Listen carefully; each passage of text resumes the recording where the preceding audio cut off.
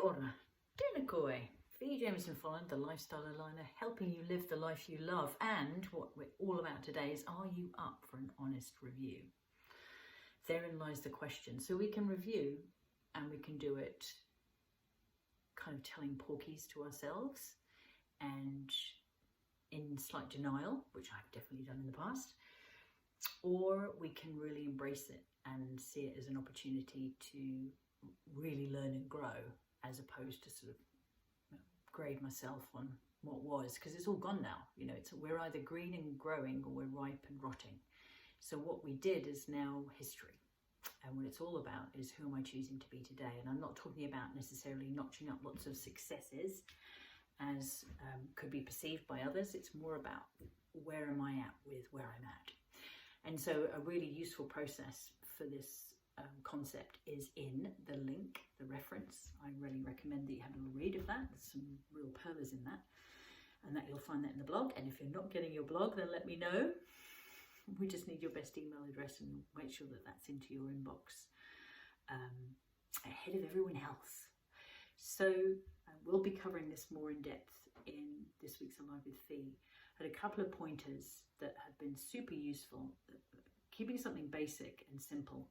So KISS, you know, keep it super simple, is for me an adage that's been really helpful, because it helps me remember when I'm doing things like this, actually connecting with you and being able to think with what's in my head. Yeah, and sometimes we need to refer to notes.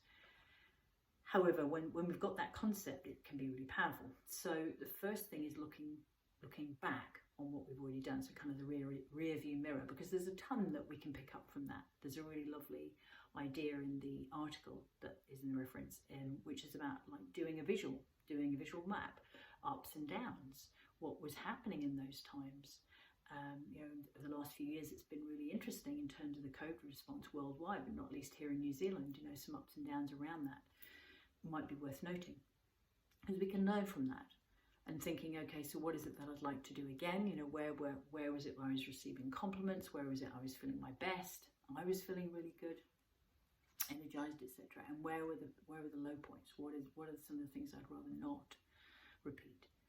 And then coming to looking forward. Okay, so what is it? If I could experience anything this year, what would it be? What would it look like? And describing it in detail.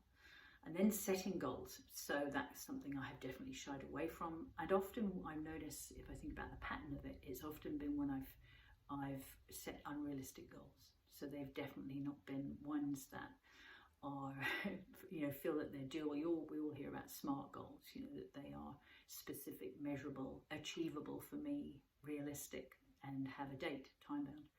And they haven't been. And I've felt, I better had. And yet often for me, if I can just focus on that 1%, 1% shift, and if that can be a week, wow, a day, wow, or every week, that still gives me 52 chances in a year. Or even if it's a month, it's 12. And that growth adds up over time. So setting our yearly, annual and quarterly, and then if we can break it down even further, that's great.